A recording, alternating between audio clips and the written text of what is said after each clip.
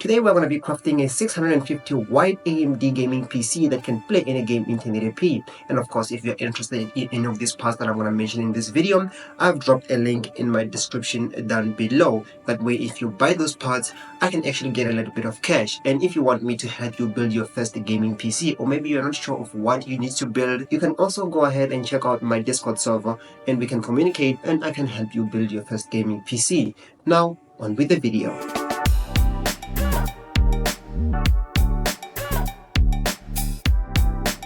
So this is going to be our build right here. So for CPU, I went with the GOAT, the Myth, the Ryzen 5 3600, a 6-core 12-threaded CPU for around $76. This CPU is very much expensive. It's way more expensive than the Ryzen 5 5500, basically because this CPU is on popular demand and because most people like the CPU. But the market is crazy at some point. This CPU is very powerful. You can also pair the CPU with GPUs like the RTX 3060, the RTX 4060, or the RX 7600. The list goes on forever. So yeah, for 1080p budget gaming, I would really recommend this CPU all day, every day. And to pair with the 3600 for GPU, I went with the RX 6600. Of course, this is a white RX 6600. This GPU right now is $240, and of course, this one is from Ezra. This white version is $240 right now on Amazon, but the black version you can also find it at around $220. This is basically $200 less. With the 3600 and the 6600, this makes a very perfect combo for 1080p gaming. I would not really recommend this combo for 1440p because the RX 6600 is not a 1440p GPU and the Ryzen 5 3600 is not a 1440p CPU, so no 1440p for this kind of build. So to cool down our Ryzen 5 3600 for CPU cooler, I went with the ID cooling for $16 on Amazon. This CPU cooler is cheap as they come. Now you don't really need this CPU cooler, but for aesthetics, we're gonna go with this ID cooling right now. The 3600 usually comes with a CPU cooler in most cases. Now to fit in our 3600 for motherboard, we're gonna go with the MSI B450MA Pro Max 2,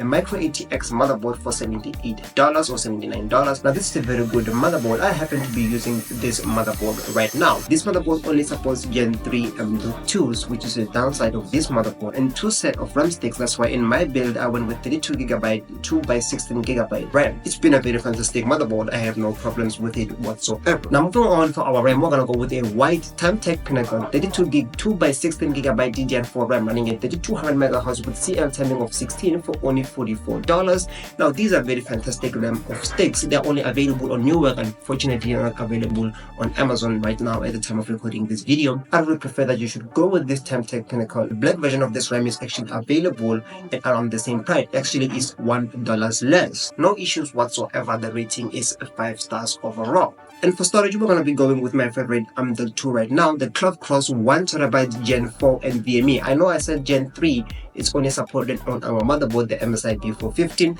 but we're going to go with Gen 4 because Gen 4 AMD 2 are basically the same prices as the Gen 3s, and so we're going to be having a little bit of advantage. It's not that the Gen 4 NVMe's don't work on Gen 3 AMD 2's slot. So yeah, before you buy that expensive AMD 2, I think you should always consider buying this AMD 2. And for the case, we're going to be going with a fish tank, a Montech SR, basically one of my favorite cases right now. This case is actually very cheap and it's a white case on top of that, and the black version of this case is very much expensive compared to the white version, which is something that is kind of like confusing. You should always go with the white one because the white one is the one that is more attractive looking, and the black one is actually $81 on Amazon, which doesn't really make sense because white components are usually more expensive compared to black components. So yeah, we have black one going at around $81, but the white one going at around $64. And what I like about this case is that it has a C-type here at the front. Now for the power supply, I'm gonna go with the MSI Meg. This is a 650 watt power supply. You don't actually need 650 watt for the Ryzen 5 3600 and the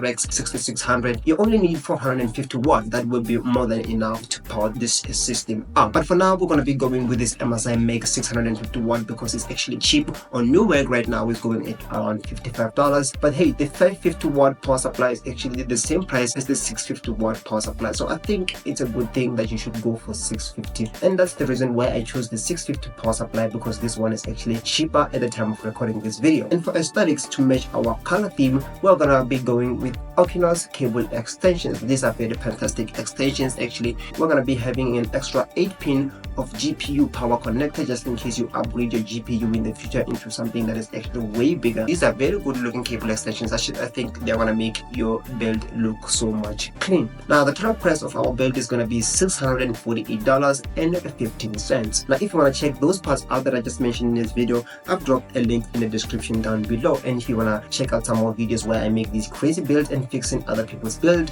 I'm pretty sure some videos are gonna pop up somewhere in the screen. And if you want me to help you build your first gaming PC, like I said, I've dropped a link of my Discord server somewhere in the description as well. Now see you in the next video.